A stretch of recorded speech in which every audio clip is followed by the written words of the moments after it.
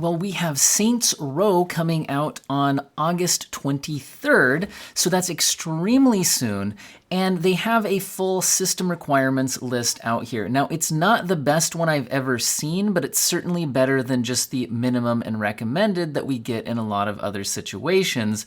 This does leave something to be desired. Now, one thing I'll mention right at the beginning, while you're still watching, is if you bought an AMD GPU recently, this is one of the games that's included in the Raise the Game bundle. Like me, maybe you got this for free if you bought an AMD GPU recently. So I just throw that out there, as that's one of the ways that this jumped to my attention. And Saints Row is one of the ones included in pretty much any of the relevant GPUs. But again, you would have had to have purchased it within a certain date range. I forget exactly when it started, but it runs through September 10th. That's one way to jump into the game if you were unaware. Now, looking at the system requirements charts, one of the things that's left to be desired is it doesn't tell us the graphics settings that they're talking about here. They've broken it down by the resolution and frame rate, which is good. A lot of, traditional system requirements lists didn't even give you that. But we have a minimum 1080p 30 FPS, recommended 1080p 60 FPS, a high 1440p 60 FPS, and an ultra 4K 60 FPS. But I don't think, although I could be wrong, that the titles here, minimum, recommended, high, and ultra, are the graphics settings in the games. I think that's just what they're calling this. These are the minimum specifications, but we're not saying that you're playing the game at high settings, 1440p 60 here. For all we know, this could be completely maxed out, or it could be medium. I don't think it's telling us the actual graphics settings in the game. So I think that is pretty important to keep in mind. Now, a few of the easier things to talk about here is just, Windows 10, and then it looks like at the lowest end here, the game does support DX11. So if you're on an older GPU that's not going to do well or support DX12, you have a chance to at least fire up the game. And that's where we're sitting with our GTX 970 as the not recommended, but the minimum GPU to get in the door at 1080p 30 FPS. Now, I'm going to dive more into some of those details in a second here. But I think it is interesting to look at the VRAM requirements and how they scale up. They are listing 4 gigabytes as the absolute minimum, and then it jumps from there to 8 gigabytes, and then 12 gigabytes. And notice that the 12 gigabytes here for 4K is also coming along with a GPU recommendation of a 3080 Ti, not a 3080. Now, the base model 3080 was a 10 gigabyte graphics card, whereas the 3080 Ti is a 12 gigabyte graphics card. And usually, a 3080 Ti will actually be a bit outperforming, although it's fairly close, a 6800 XT. But a 6800 XT has 16 gigabytes of VRAM. So it's interesting to me that I wonder if this is a game that will actually struggle on the base 3080 10 gigabyte VRAM limit but I mean, we have to kind of wait and see. Although I will mention that I was searching out if there's anybody who's tested this yet at early press events, and Digital Foundry actually have got their hands on this. I just watched this video and I'll link it in the description. And the test system available at their press event had an RTX 3080. Now, they didn't specify a different model. So there is a 12 gigabyte version of this card, but they would have specified that if they had it. And I did notice in the video, he specifically mentioned the VRAM being at 10 gigabytes.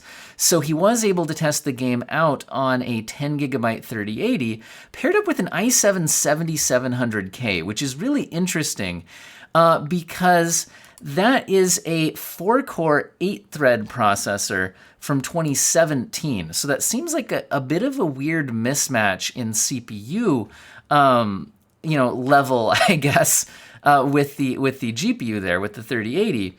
But he reports I don't think he actually had access to a frame rate counter at this press event.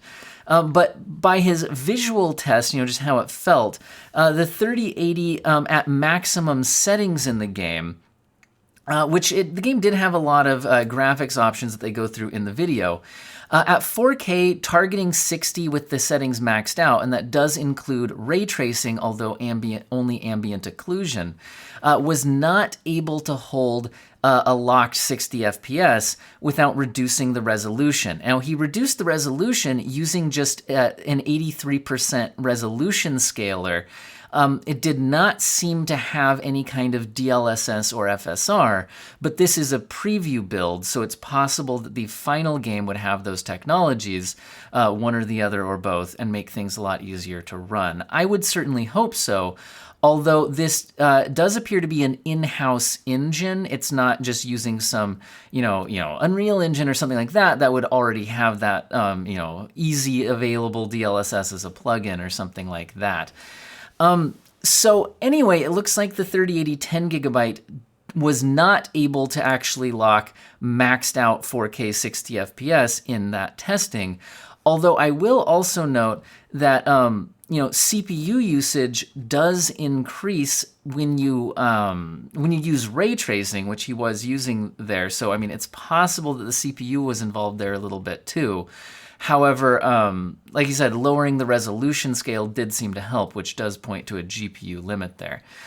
Now, with that being said, let's dive back into some of the other settings, although I would point you to that Digital Foundry video if you want to see a lot of the graphics options available and things like that. So the CPUs here are fairly easy to take a quick look at. The 1080p 30 FPS. Now, resolution doesn't usually matter for the CPU. It's the graphics settings and the frame rate that you're trying to hit that really matter for the CPU. So I would take this as really saying 30 FPS, which on these types of charts, in reality, there's a lot of frames between 30 and 60. But in these charts, I think they're usually targeting kind of an average. You'll typically get around 30 FPS, but a lot of times you could be above, and what they really mean is you're not going to be stably around 60 FPS in many scenes. You'll dip below that. And same thing, 60 FPS just usually means you'll be around 60 FPS a lot. It's possible that there'll be some dips. It's also possible that you could go well over that in many scenes.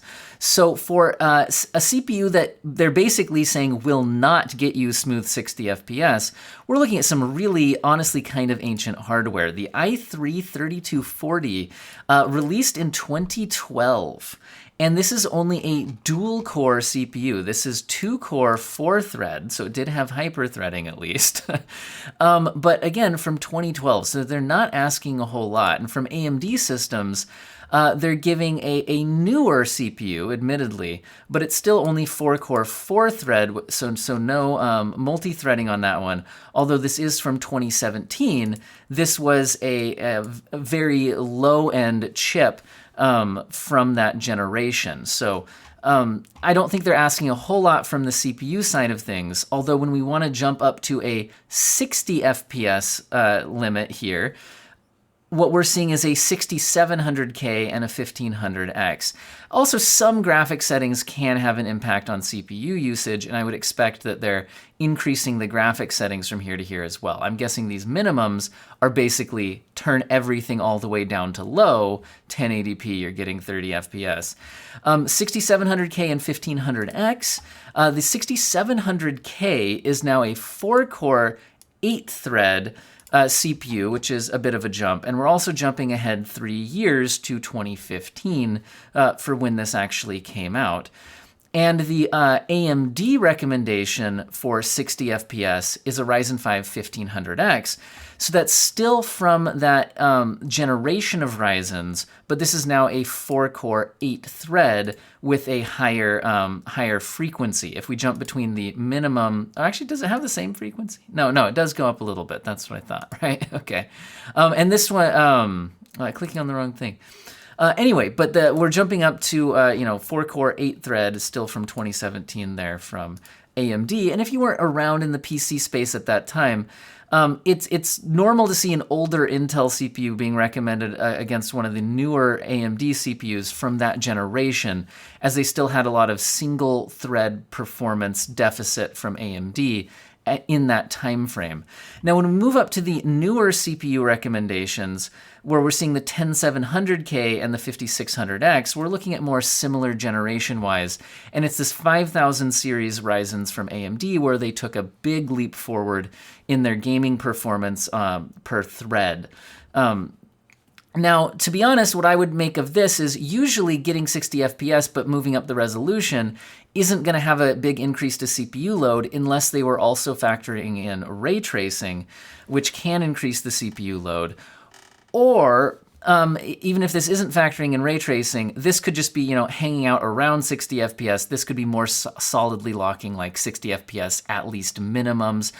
Or the other thing it could be, guys, is I think sometimes these system requirements charts are just listing some systems that they've tested the game on and that they can confirm it worked. And their higher-end GPUs are sometimes paired with higher-end CPUs, and they didn't test a higher-end GPU with a lower-end CPU. That could be what it means. So actually testing this game could certainly be interesting. Anyway, the 10700K is an 8-core 16-thread chip from Intel, much newer. This is from 2020. So we're talking much more modern. And the 5600X from AMD is 6-core 12-thread, and again from 2020. So we're talking some definite, much more modern hardware here. And when they jump up to their maximum stuff here, they're just really cranking the CPU requirements, going with a 12600 from Intel and a 5800X from AMD. The 12600 from Intel is a 6-core 12-thread, and this is very new and very fast. This came out in 2022. And the 5800X, while still being from 2020, is now jumping up to an 8-core 16-thread with a little bit higher clock speeds. From AMD. So the CPU requirements do get very heavy here towards the end, but once again, I will point you to the fact that Digital Foundry in this video was testing the game out at 4K 60 using, where was it, the i7 7700K, which, as I said, is a 2017 CPU from Intel that's only 4-core 8-thread. So I think that, some of these higher-end CPUs might be a little bit overstated and might just be saying, if you really want to smooth everything out or play at a higher refresh rate, even though they're listing 60 FPS here. Anyway, let's dive into some of the other stuff here.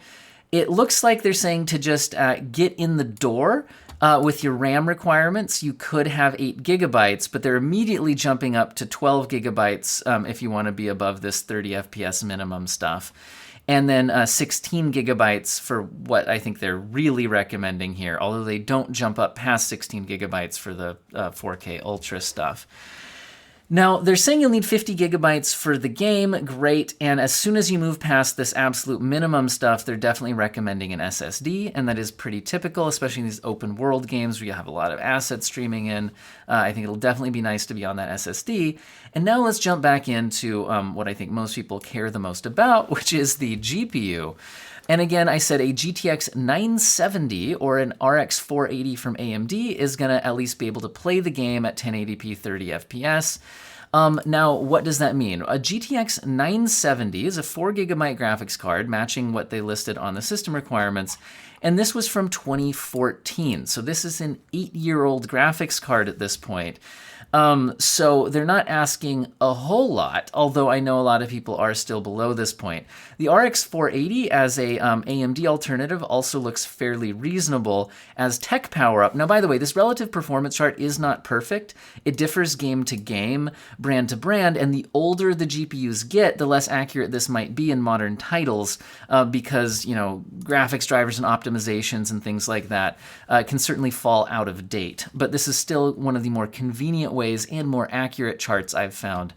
So useful for us to look at here. And you can find your GPU relative to this one on this chart if you want to get a rough idea of how closely you match it. So, for example, if I'm going below the GTX 970 to look at some of these GPUs, like even a GTX 1650 is generally weaker than a 970, although I would wonder in a newer game if perhaps there would be a little bit more optimization there.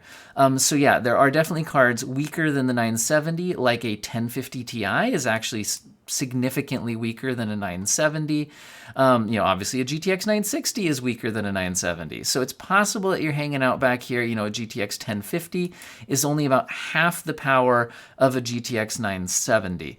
So it's certainly possible some of you might have a GPU that is below the minimum requirement of the game. For sure. Now, as we scroll up the list towards what they're recommending for 60 FPS, again, graphics settings not listed.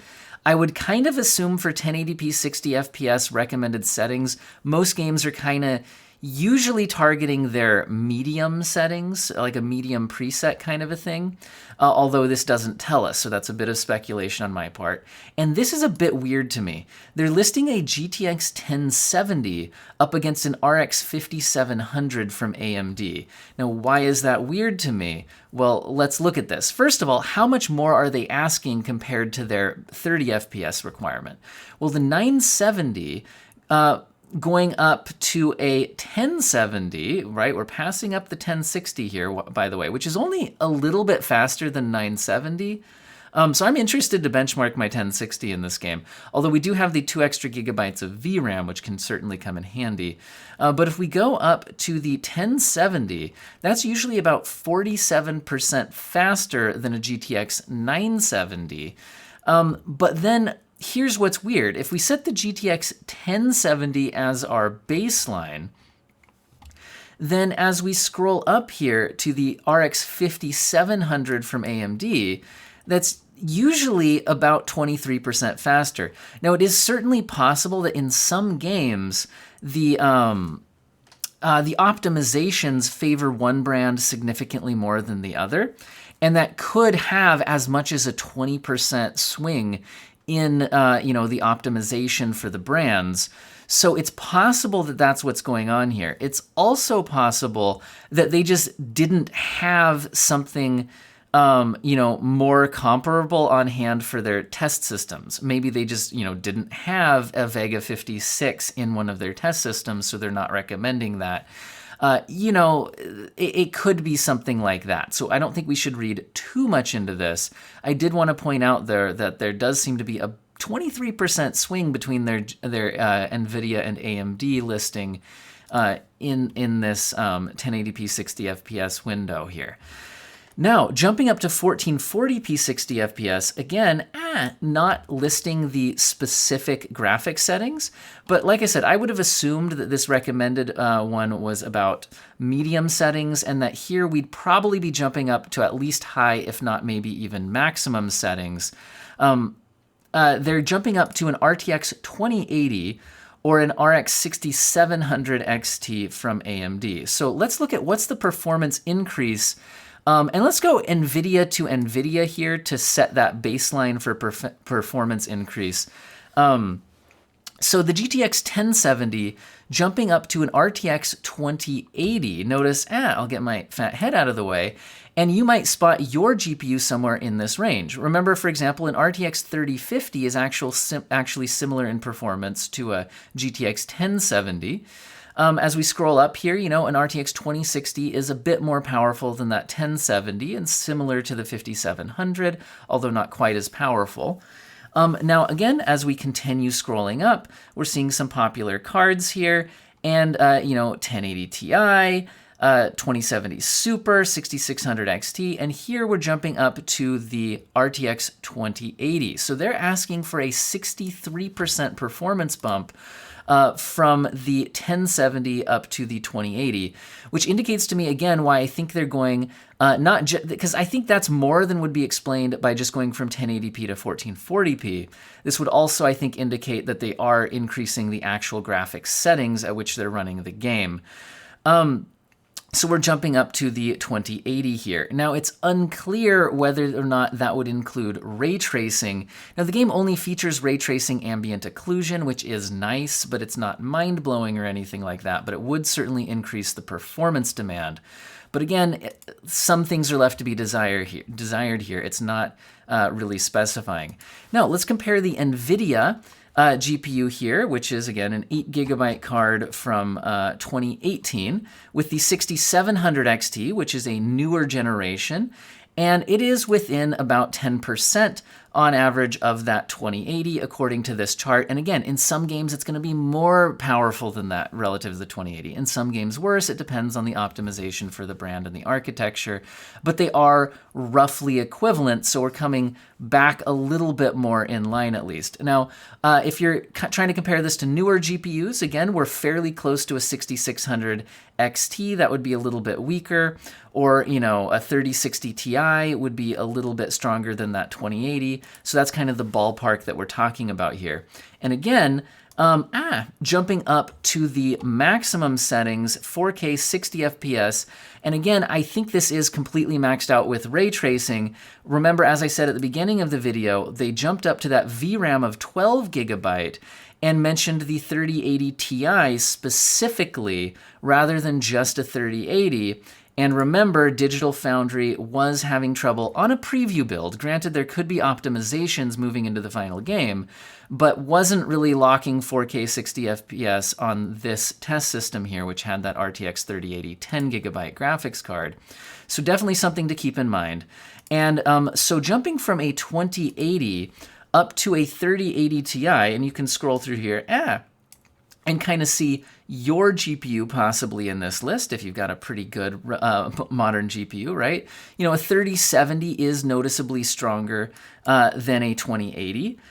You know, and we get more powerful from there. But jumping up to a 3080 Ti is an 83% performance jump from that RTX 2080 on average. And then again, I thought it was interesting that they put the 6800 XT in line with the 3080 Ti, which is generally not mind-blowingly faster, but generally is a bit of a win here. The 6800 XT is more of a 3080 competitor, depending on the game and the resolution, but they are talking 4K here, where Ampere from NVIDIA architecture actually does tend to scale a little better than AMD at that resolution, although possibly unless you run out of VRAM, which is why I'm really interested here to see how that ends up playing out. Of course, I could also just be reading too much into the system requirements, and it's possible that that's just the test system that they had for their high-end system, and they didn't test it out thoroughly on a 3080 10GB or something like that. So this video is getting a lot longer than I expected it to be. The last thing I'll say is, are you guys interested in me trying to benchmark this stuff? I do have some of these GPUs, not all of them.